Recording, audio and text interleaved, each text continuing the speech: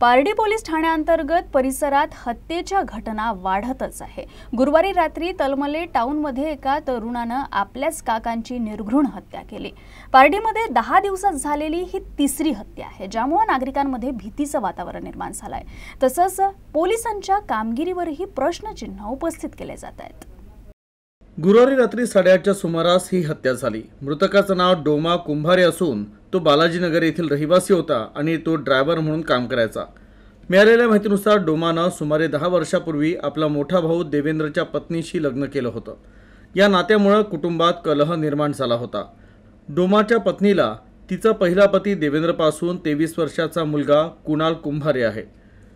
तो आपल्या आईच्या नवीन नात्यानं नाराज होता, मात्र अल्पवयीन असल्यानं तेव्हा काही करू शकत नव्हता, परंतु त्याचा राग सतत वाढत होता।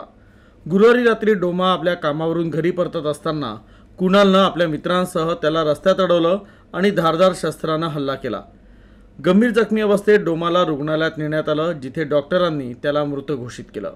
पोलिसांनी तातडीनं कारवाई करत मुख्य आरोपी कुणाल कुंभारे आणि त्याचा साथीदार अमित भारती याला अटक केली, तर इतर साथीदारांचा शोध सुरू आहे।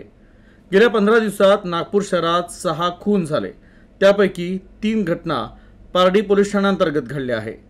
दिवाळीनंतर हत्येच्या घटनांमध्ये वाढ झाल्यानं पारडी पोलिसांच्या कार्यप्रणालीवर प्रश्न उपस्थित केले जात आहे।